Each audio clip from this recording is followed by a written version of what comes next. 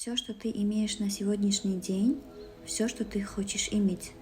Hozir hayotingizda nimaiki bor bo'lsa, hammasi siz xohlaganingiz uchungina bor. Ya'ni sizni tanlovingiz. Bu nima degani?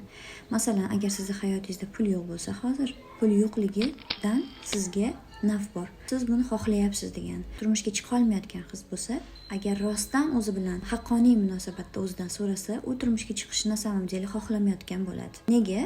Chunki oila haqida juda ko'p. Oila bu baxtsizlik, oila bu qamoq, oila bu 1 2 3 hammaga o'zini individualniy o'y xayoli bo'ladi. Pul kelmasligidan esa yana boshqa sabablar bo'ladi. Borliqni tanlov qonuniga asoslangan holatda hech narsa bizning hayotimizda agar biz tanlamasak bo'lmaydi.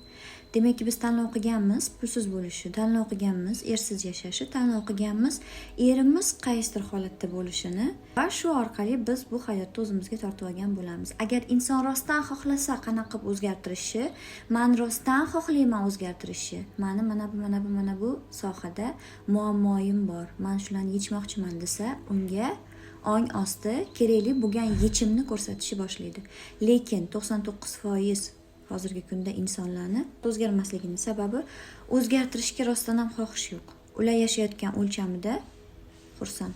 Ular yashayotgan o'lchamida qiynalib, maza qilishdan xursand bo'lishadi. Shu uchun o'zgartirishga hech qanaqa yo'l kelmaydi. Agar kasal tuzalishni xohlasa, tabib o'z oyog'i bilan keladi. Siz bugundan boshlab so'rashni boshlang, aytishni boshlang. Agar hayotingizda siz o'zgartirishni xohlagan nimaiki savolingiz bo'lsa, muammo bo'lsa, qo'sh tirnoq ichida aslida muammo. Ishni boshlang. Men shuni rostdan ham o'zgartirishni xohlayman. Men buning uchun nima qilishim kerak? Anglashga, his qilishga tayyorman. Mendan nima harakat qilishim kerak? Nima kitob o'qishim kerak? Kim bilan gaplashishim kerak? Qanaqa qilib men o'zgartiraman? Men tayyorman anglashga deyishni boshlang va sizga aynan o'zgartirishingiz uchun kerakli bo'lgan texnikalar kelishni boshlaydi.